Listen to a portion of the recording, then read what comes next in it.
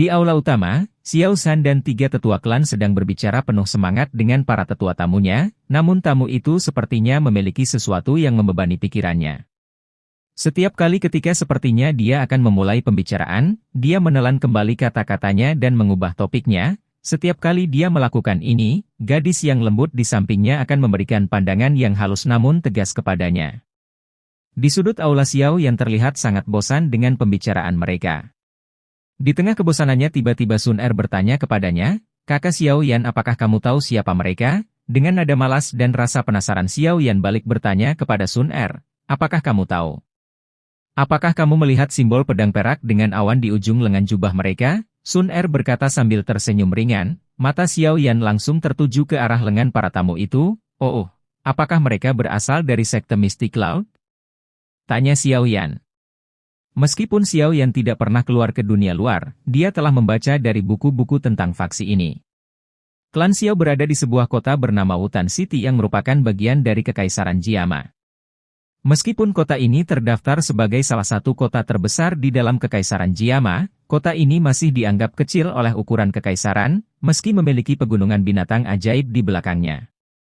Di dalam kota Wutan, klan Xiao adalah keluarga klan terbesar. Meskipun ada dua klan lainnya yang selalu berusaha menandingi klan Xiao, namun usaha keduanya tidak pernah berhasil, klan Xiao selalu menjadi yang pertama di kota Wutan. Klan Xiao adalah kekuatan utama di kota Wutan, sedangkan sekte Mystic Cloud adalah kekuatan terkuat di seluruh Kekaisaran Jiama. Perbedaan antara klan Xiao dan fraksi Mystic Cloud sangatlah besar sampai Xiao San sebagai ketua klan sangat menghormati para tamu ini. "Mengapa mereka datang ke sini?" bisik Xiao Yan. "Mungkin ada kaitannya dengan dirimu kakak Xiao Yan," jawab Sun Er. Dengan sedikit bingung Xiao Yan berbisik kembali. "Aku? Tapi aku tidak punya hubungan dengan mereka." "Apakah kamu tahu nama gadis di sana itu?" Sun Er melirik gadis itu. "Tidak tahu, kamu tahu tidak?" Xiao Yan mengerutkan alisnya saat dia memeriksa wajah gadis yang Sun Er tunjukkan, dia tak ingat pernah melihat sebelumnya. Dia Nalan Yanran, ekspresi penasaran akan sikap Xiao Yan setelah nama itu disebut melayang di wajah Sun Er. Wajah Xiao Yan sedikit berubah ketika mendengar nama itu, Nalan Yanran, cucu perempuan Nalan Jia, Komandan Leon Heart dari Kerajaan Jiama. Dia tunanganku yang ditetapkan keluarga kami bahkan sebelum aku lahir." Kalimat terakhir membuat ia terdiam. "Kakek dan Nalan Jia seperti saudara-saudara saat itu, kamu dan Nalan Yanran lahir pada waktu yang sama, jadi keduanya memutuskan untuk menjodohkan kalian. Tapi sayangnya, 3 tahun setelah kau lahir, kakek meninggal dalam pertarungan dengan musuh klan dan seiring waktu berlalu, hubungan klan Xiao dengan keluarga Nalan menjadi lemah." Sun Er berhenti sesaat dan melihat Xiao Yan Yege terhanyut mendengarkan ceritanya kemudian melanjutkan. "Nalan Jie tidak hanya percaya diri, dia juga menekankan pada setiap janjinya. Pernikahan itu sudah diputuskan olehnya sehingga meskipun keadaanmu sudah sangat buruk 3 tahun terakhir, dia tidak pernah sekalipun berpikir untuk membatalkan pernikahan." "Si kakek itu benar-benar keras kepala," ujar Xiao Yan dengan tersenyum.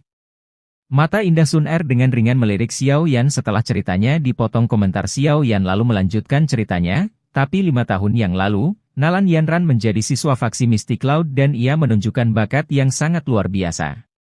Ketika seseorang memiliki kekuatan yang cukup untuk mengubah jalan hidup mereka, mereka akan sekuat tenaga untuk merubah hal-hal yang mereka tidak sukai, dan sayangnya ia benar-benar membenci perjodohannya denganmu, kakak Xiao Yan." "Maksudmu, bahwa dia datang untuk membatalkan pernikahan?" Wajah Xiao Yan berubah menjadi gelap.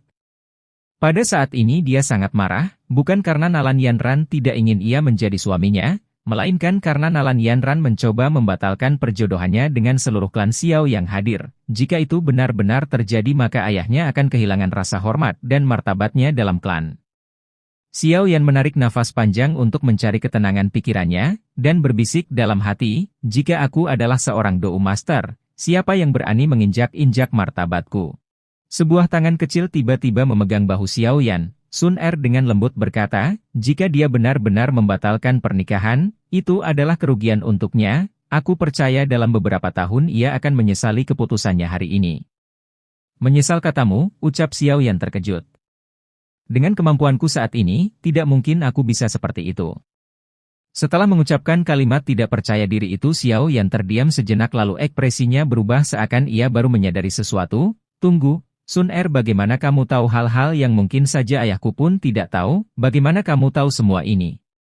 Sun Er sedikit kaget, tidak bisa berkata dan hanya bisa terdiam. Melihat Sun Er menghindar tentang percakapan ini, Xiao Yan hanya bisa tersenyum tanpa daya. Meskipun Sun Er juga bagian dari keluarga Xiao, dia dan Xiao Yan tidak memiliki hubungan darah. Selain itu, Xiao Yan juga belum pernah melihat orang tua Sun Er. Setiap kali ia bertanya kepada ayahnya tentang mereka, Xiao Zhan akan menggelengkan kepalanya dan tidak berbicara. Tak lama kemudian, segala sesuatu yang menyangkut tentang orang tua dan asal-usul Sun Er itu menjadi hal yang tabu, sesuatu yang tampaknya takut mereka bicarakan. Karena itu identitas Sun Er selalu menjadi misteri, tidak peduli seberapa keras atau seberapa pintar Xiao Yan mencoba, Sun Er akan selalu diam. Tidak apa-apa jika kamu tidak ingin mengatakannya, maka jangan katakan, sambil menggelengkan kepalanya, wajah Xiao Yan kini murung kembali. Tetua para tamu akhirnya berdiri setelah menerima sinyal untuk kesekian kalinya dari Nalan Yanran. Menggunakan fraksi Mystic Cloud untuk menekan ayah, Nalan Yanran benar-benar menggunakan cara yang tidak tahu malu, kemarahan mulai menyelimuti hati Xiao Yan.